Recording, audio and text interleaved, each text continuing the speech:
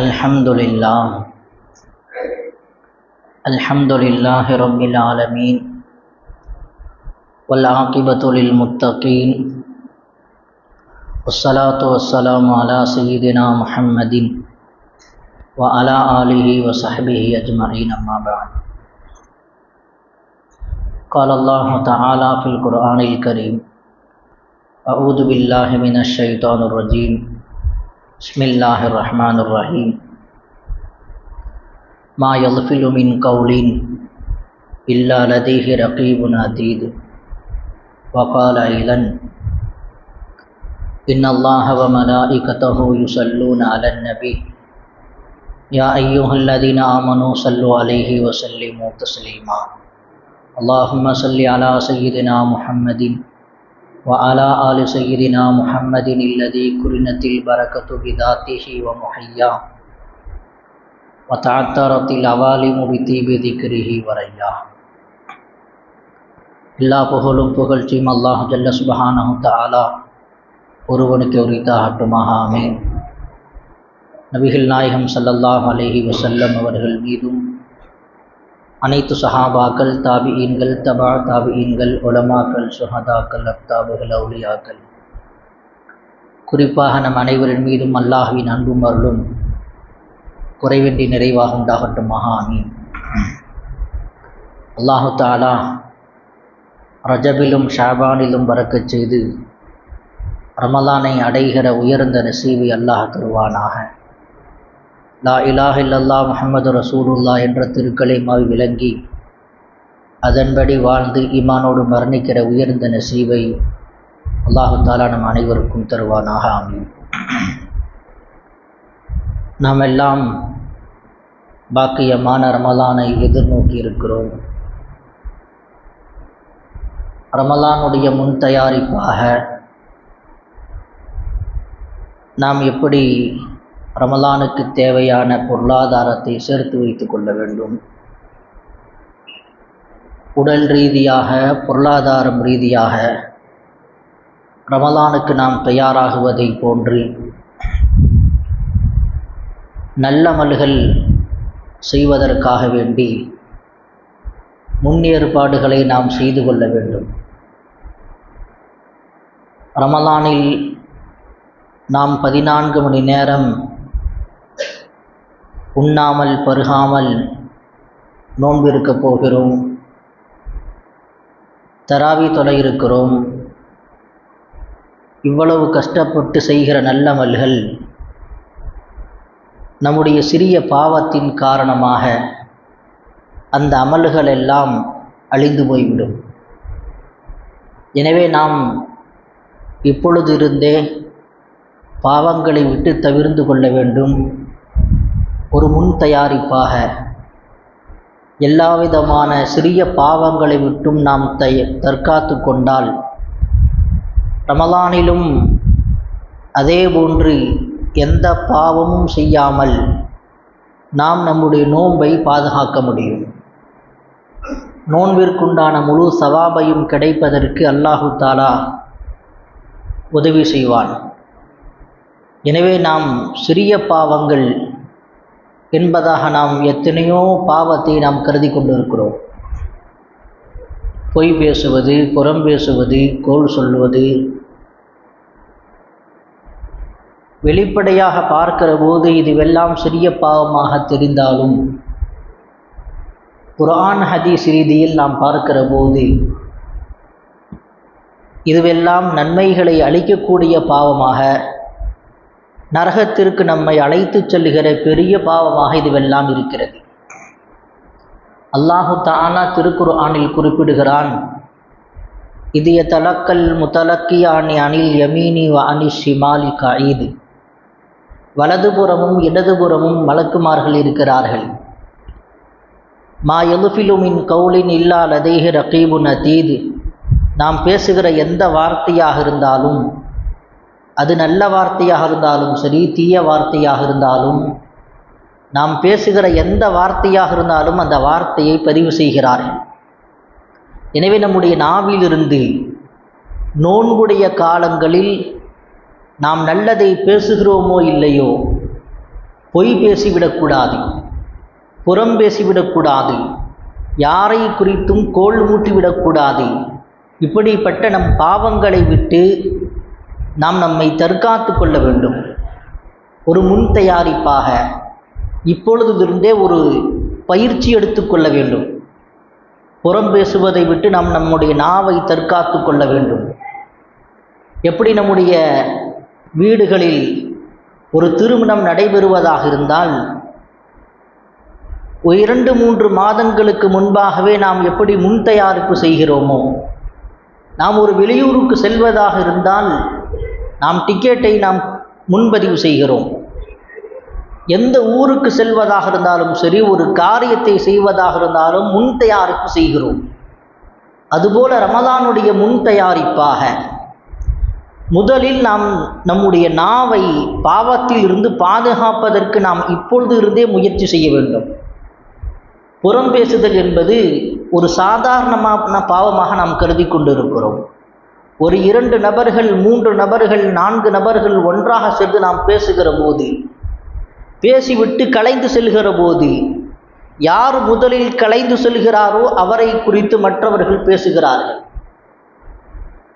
இது சாதாரண பாவம் அல்ல, நம்முடைய நன்மைகளை எல்லாம் அழித்துவிடக்கூடிய பாவம். ரமலானில் நாம் கஷ்டப்பட்டு நோன்பு வைக்க இருக்கிறோம், தராவி தொலை இருக்கிறோம்.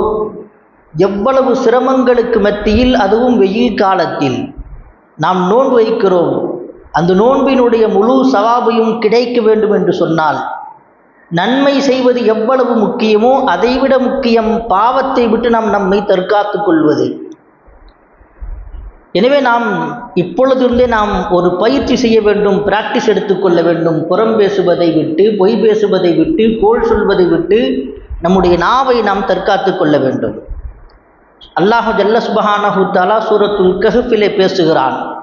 நாளை கியாமத்து நாளில் விசாரணைக்காக வேண்டி மக்கள் நிறுத்துகிற போது அங்கே நன்மை தீமை பட்டோலை முன்வைக்கப்படும். அந்த மனிதன் சொல்லுவான்,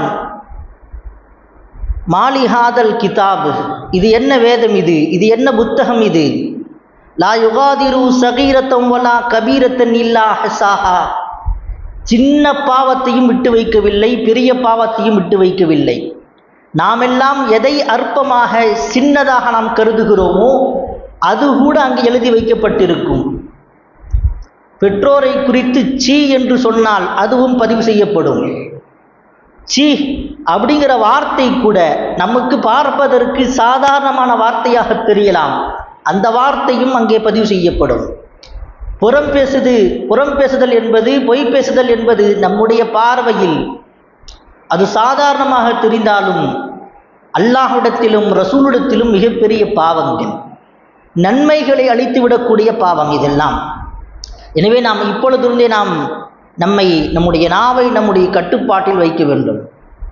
நபிகள் ஸல்லல்லாஹு அலைஹி வஸல்லம் அவர்களிடத்திலே சஹாபாக்கள் கேட்கிறாங்க, மன் நஜாத், வெற்றிக்கான வழிகள் என்ன என்று கேட்கிற போது நபி ஸல்லல்லாஹு அலைஹி வஸல்லம் சொன்னார்கள், அம்லிக் அலைக நஃப்ஸ் லிசானக, அம்லிக் அலைக லிசானக, உன்னுடைய நாவை உன் கட்டுப்பாட்டில் வை. உன்னுடைய நாவை உன் கட்டுப்பாட்டில் வைக்க வேண்டும். கோபம் வருகிறது என்பதற்காக வேண்டி வார்த்தைகளை கொட்டிவிடக்கூடாது, பொய் பேசிவிடக்கூடாது, புறம் பேசிவிடக்கூடாது, அடுத்தவரை மட்டமாக கருதிவிடக்கூடாது. நாவின் மூலமாக ஏராளமான பாவங்கள் நடைபெறுகிறது. ஒரு மனிதன் நரகத்திற்கு செல்வதற்கு பெரும்பாலான காரணம் நாவு என்றார்கள் பெருமானார் ஸல்லல்லாஹு அலைஹி வஸல்லம். மற்ற உறுப்புக்களை விட நரகம் செல்வதற்கு பெரும்பாலான காரணம் நாவு என்றார்கள் ஸல்லல்லாஹு அலைஹி வஸல்லம். ஒரு அரசன் தன்னுடைய பணியாள்கிட்ட சொன்னான், ஒரு ஆடு அறுத்து அந்த ஆட்டிலேயே மிகவும் நல்ல உறுப்பை எடுத்துட்டு வா, மிக உயர்ந்த உறுப்பை எடுத்துட்டு வான்னு சொல்லி சொன்னார். அவர் ஆட்டை அறுத்தார். ஆட்டிலிருந்து தலையிலிருந்து நாக்கை கொண்டு வந்து கொடுத்தார். ஒரு ஆட்டினுடைய மிக உயர்ந்த பகுதி இதுதான் அப்படின்னு சொல்லி கொடுத்தார்.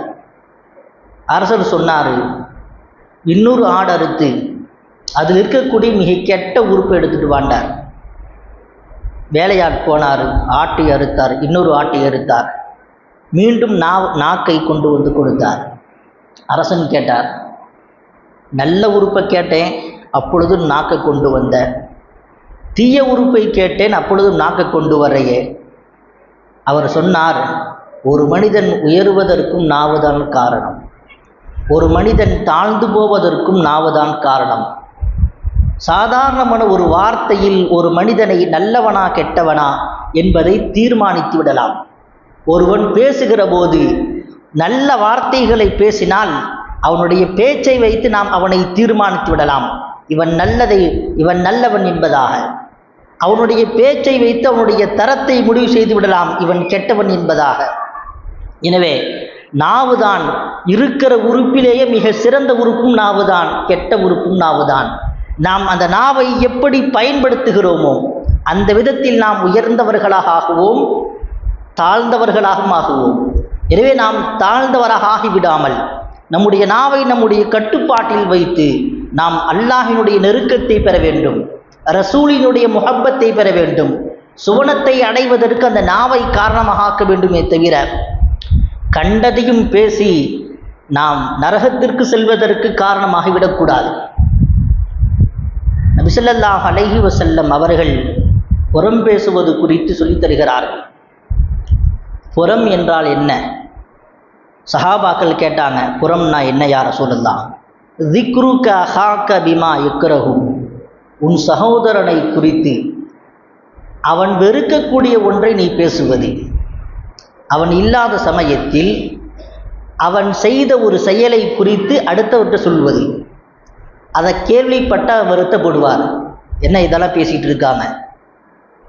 சஹாபாக்கள் கேட்டாங்க, அஃபரஐத இன்கான ஃபீ அஹி மா அகூலு, அவர் செஞ்சதை தானே நான் பேசுகிறேன். நாம் எல்லாம் சொல்வோம் அல்லவா, அவன் என்ன செய்கிறானோ எதை செய்கிறாரோ அதைத்தானே பேசுகிறேன். நபி ஸல்லல்லாஹு அலைஹி வஸல்லம் அவர்கள் அழகாக விளக்கம் சொன்னார்கள், இன்கான ஃபீஹி மா தகூலு ஃபகத் இக்தப்தஹு, அவன் எதை செய்கிறானோ அதை குறித்து நீ பேசினால் நீ புறம் பேசிவிட்டாய். வ இல்லம் யகுன் ஃபீஹி, அவன் செய்யாத ஒன்றை நீ பேசினால் ஃபகத் பஹத்தஹு, நீ அவனை குறித்து இட்டுக்கட்டி விட்டாய், அது அதைவிட பெரிய பாவம் என்பதை ஸல்லல்லாஹு அலைஹி வஸல்லம் சொல்லித் தருகிறார்கள்.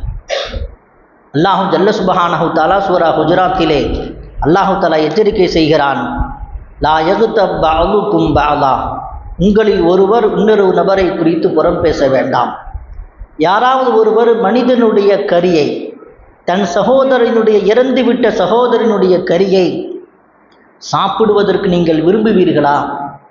எப்படி விரும்ப மாட்டீர்களோ அதுபோல புறம் பேசுவதை நீங்கள் புறந்தள்ள வேண்டும். யாரும் மனிதனுடைய கரியை சாப்பிட மாட்டோம், அதுவும் இறந்துவிட்ட நம்முடைய சகோதரனுடைய கரியை சாப்பிட மாட்டோம். அதை எப்படி வெறுப்பீங்களோ அதுபோல புறம் பேசுவதை வெறுக்க வேண்டும் என்று அல்லாஹ் சொல்லுகிறான். எப்படி ஒரு மனிதனுடைய கரியை புசிப்பதற்கு சாப்பிடுவதற்கு நீங்கள் வெறுப்பீர்களோ அதுபோல புறம் பேசுவதை நீங்கள் வெறுக்க வேண்டும். நபிகள் ஸல்லல்லாஹு அலைஹி வஸல்லம் சொன்னார்கள், ஹஜ்ஜுடைய நாளில் ஈதுல் அத்ஹா அன்று சஹாபாக்கள்கிட்ட கேட்டாங்க, இது எந்த நாள், இது என்ன மாதம், இது கண்ணியமான மாதம், மிகவும் சிறப்பிற்குரிய நாள் ஈதுல் அத்ஹாவுடைய நாள். இந்த நாளுக்கு எவ்வளவு கண்ணியம் இருக்கிறதோ, ஈதுல் அத்ஹாவுடைய அந்த நஹருடைய நாள் மிகவும் நாட்களிலேயே மிகச்சிறந்த நாள்.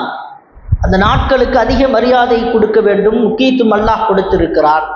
அந்த நாளுக்கு எவ்வளவு மரியாதையோ அதைவிட அதிக முக்கியத்துவம் மரியாதை ஒவ்வொரு முஃமினுக்கும் கொடுக்க வேண்டும், ஒவ்வொரு முஸ்லிமுக்கும் கொடுக்க வேண்டும். ஒரு மனிதனை குறித்து இன்னொரு மனிதனிடத்தில் புறம் பேசுகிற போது அவனுடைய மரியாதையை நாம் குறைக்கிறோம் என்று அர்த்தம். ஸல்லல்லாஹு அலைஹி வஸல்லம் சொன்னார்கள், குல்லு முஸ்லிமின் அலல் முஸ்லிமி ஹராமுன், ஒவ்வொரு முஸ்லிமின் போதும் சில விஷயங்கள் ஹராமாக இருக்கிறது. மாலுஹு வ இர்துஹு வ துமுஹு, அவனுடைய மானத்தை குறைப்பது, அவனை இரத்தத்தை ஓட்டுவது, அவனுடைய பொருளை அபகரித்து கொள்வது, இதுவெல்லாம் ஹராம் என்பதை ஸல்லல்லாஹு அலைஹி வஸல்லம் சொல்லித் தருகிறார்கள். எனவே ஒரு மனிதனுடைய மானத்தை குறைக்கும் விதமாக, அவனுடைய கண்ணியத்தை குறைக்கும் விதமாக புறம் பேசுவது, அவன்கிட்ட இருக்கிற குறையை அடுத்தவன்கிட்ட சொல்வது. ஒருத்தவன்கிட்ட குறை இருக்குதுன்னா அவன்கிட்ட தான் சொல்லணும். இதுதான் இஸ்லாம் சொல்லித் தருகிற பழக்கம். கண்ணாடியை போல இருக்க வேண்டும். அவனிடத்து கண்ணாடி யார் பார்க்கிறாரோ அவர்கிட்ட மட்டும்தான் அந்த குறையை காட்டும். ஆனால் இன்னைக்கு நாம் என்ன செய்கிறோம்? ஒரு முஸ்லீமினுடைய குறையை அவர்கிட்ட மட்டும் சொல்றதில்லை, எல்லாத்திலையும் சொல்லுகிறோம். இப்படி அடுத்தவருடைய கண்ணியத்தை குறைக்கும் விதமாக ஒரு மனிதனை குறித்து இன்னொரு மனிதனிடத்திலே புறம் பேசுவது ஹராம் என்பதாக நபி ஸல்லல்லாஹு அலைஹி வஸல்லம் சொல்லித் தருகிறார்கள். எனவே நாம் இப்பொழுதிருந்தே நாம் பயிற்சி செய்ய வேண்டும். புறம் பேசுவதை விட்டு நம்முடைய நாவை நாம் பாதுகாத்து கொள்ள வேண்டும். ஸல்லல்லாஹு அலைஹி வஸல்லம் சொன்னாங்க, யா மஅஸர மன் ஆமன பிலிசானிஹி வலம் யதுகுல் ஈமானு கல்புஹு. உள்ளத்தால் ஈமான் கொள்ளாமல் நாவினால் ஈமான் கொண்ட கூட்டமே.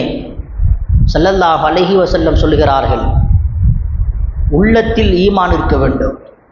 யாருடைய உள்ளத்தில் ஈமான் இருக்கிறதோ அவர்கள் அடுத்தவரினுடைய குறையை துருவி ஆராய மாட்டார்கள். லா தகுத்தாபுல் முஸ்லிமீன, முஸ்லிம்களை குறித்து புறம் பேசாதீர்கள். வலா தத்தபிஉ அவ்ராத்தஹும், யாருடைய குறைகளையும் துருவி ஆராயாதீர்கள். ஃபஇன்னஹு மை யத்தபிஉ அவ்ராத்தஹும் யத்தபிஉல்லாஹு அவ்ரத்தஹும், யார் அடுத்தவரின் குறையை துருவி ஆராய்கிறாரோ அல்லாஹ் அவருடைய குறையை துருவி ஆராய ஆரம்பித்து விடுவான். وَمَنْ يَتَّبِعُ عَوْرَتِهِ يُفْضِحْهُ فِي بَيْتِهِ, அல்லாஹு தஆலா துருவி ஆராய ஆரம்பித்தால் அவன் வீட்டில் நடக்கிற குறைகளை எல்லாம் வெளிப்படுத்தி விடுவான் என்று பெருமானார் ஸல்லல்லாஹு அலைஹி வஸல்லம் சொல்லித் தருகிறார்கள். எனவே புறம் பேசுதல் என்பது சாதாரண பாவம் கிடையாது.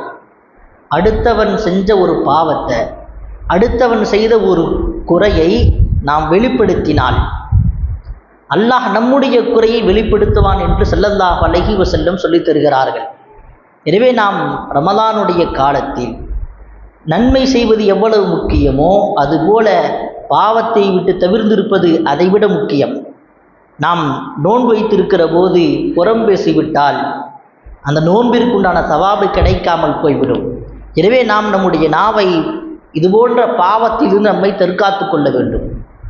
நாம் எல்லாம் கேள்விப்பட்ட பிரபலமான நபிமொழி, ஸல்லல்லாஹு அலைஹி வஸல்லம் அவர்கள் ஒரு நாள் கபிரிஸ்தான் வழியாக கடந்து சென்றார். 2 கபராளிகளுக்கு அதாபு செய்யப்பட்டு கொண்டிருந்தது.